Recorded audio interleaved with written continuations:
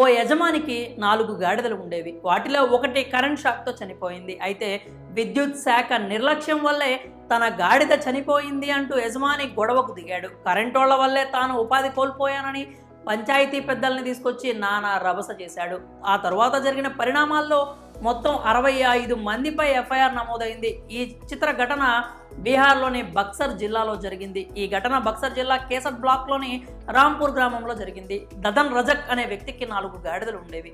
వాటిని ఇటుకలు మొదలైన బరువులు మోయడానికి ఉపయోగించి ఉపాధి పొందేవాడు. ఒకరోజు సాయంత్రం తాను 4 గాడిదలతో ఇంటికి తిరిగి వస్తూ ఒక విద్యుత్ స్తంభం వద్ద నిల్చున్నాడు. అయితే అప్పుడు కురిసిన వర్షానికి అక్కడ నీరు చేరింది. స్తంభం వద్దే నిల్చున్న 4 గాడిదలకు షాక్ తగిలింది. గ్రామస్తుల సహాయంతో 3ంటిని అతను రక్షించుకున్నాడు. కానీ ఒకటి మాత్రం అక్కడే చనిపోయింది. తనకు ఉపాధినిచ్చే గాడిద చనిపోవడం, మిగిలిన వాటికి గాయాలు కావడంతో యజమాని తీవ్ర ఆగ్రహానికి లోనయ్యాడు.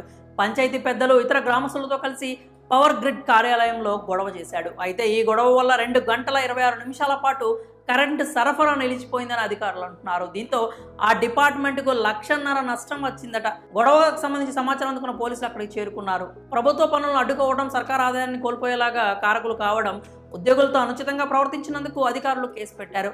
అలా 65 మందిపై పోలీసులు ఎఫ్ఐఆర్ నమోదు చేశారు. అలా తన గాడిద చనిపోయిందనే కోపంతో కరెంట్ ఆఫీస్కి వెళ్లిన ఆ యజమాని తనతో పాటు 64 మందిని కేసులో ఎదుర్కొనేలా చేశాడు. కేసు సంగతి ఎలా ఉన్నా కరెంట్ షాక్తో జంతువులు చనిపోతే విద్యుత్ శాఖ నష్టపరిహారం ఇస్తుంది. ఇప్పుడు ఆ గాడిద యజమాని నష్టపరిహారం కోసం ఎదురు చూస్తూ ఉన్నాడు.